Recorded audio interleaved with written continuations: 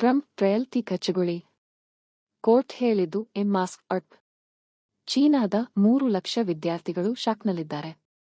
ಅಯ್ಯೋ, ಅಮೆರಿಕದಲ್ಲಿ ಈಗ ಟ್ರಂಪ್ ಸಾರ್ ಮೇಲೆ ಟ್ರಾರಿಪ್ ನಡೀತಿದೆ ಅಂದ್ರೆ ಅಷ್ಟು ಸುಲಭದ ಸಂಗತಿಯಲ್ಲ. ಕೋರ್ಟ್ ಅವರ ಹಿಂದೆ ಬಿದ್ದಿದೆಯಂತೆ ಪಕ್ಕಾ ಪ್ರಮಾಣದ ಜೊತೆ.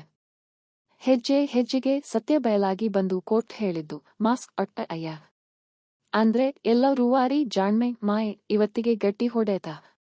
ಆದ್ರೆ ಈ ತೀರ್ಪಿಗೆ ಗಂಡಾಂತರದಲ್ಲಿ ಬಿದ್ದಿದ್ರು ಯಾರು ಗೊತ್ತಾ? ಚೀನಾದ 3 ಲಕ್ಷ ವಿದ್ಯಾರ್ಥಿಗಳು. ಅಮೆರಿಕಕ್ಕೆ ಓದಕ್ಕೆ ಹೋಗಿ ಫ್ಯೂಚರ್ ಸೈಂಟಿಸ್ಟ್ ಎಂಜಿನಿಯರ್ ಆಗೋ ಕನಸು ಕಂಡಿದ್ರು ಇವರು. ಇದೀಗ ಏನಾಗಿದೆ ಅಂದ್ರೆ ಟ್ರಂಪ್ ಟ್ರಯಲ್ನ ಪರಿಣಾಮವಾಗಿ ವೀಸಾ ನಿಯಮ ಬದಲಾಗೋ ಸಾಧ್ಯತೆ ಇದೆ ಅನ್ನೋ ಸುದ್ದಿ ಹಬ್ತಾ ಇದೆ. ಇವರ ಪೋಷಕರು ಹೇಳ್ತಿದ್ದಾರೆ ಇವನಿಗೆ ಸ್ಕಾಲರ್ಶಿಪ್ ಸಿಕ್ಕಿದೆ, ನಾಳೆ ಫ್ಲೈಟ್ ಇದೆ. ಆದರೆ ಅಮೆರಿಕದ ಈ ಕಚ್ಚಗುಳಿ ನೋಡಿದ್ರೆ ಮನಸ್ಸು ನಿಗಾಳಿಯಾಗುತ್ತೆ. ಈ ವಿದ್ಯಾರ್ಥಿಗಳು ಏಕೆ ಮುಖ್ಯ ಅಂತ ನಿಮಗೆ ಗೊತ್ತಾ? ಇವರು ಎಂತೋ ಡಿಸ್ಕೋರ್ಡ್ ಮೆಸೇಜ್ ಹಾಕೋ ಹುಡುಗರಲ್ಲ.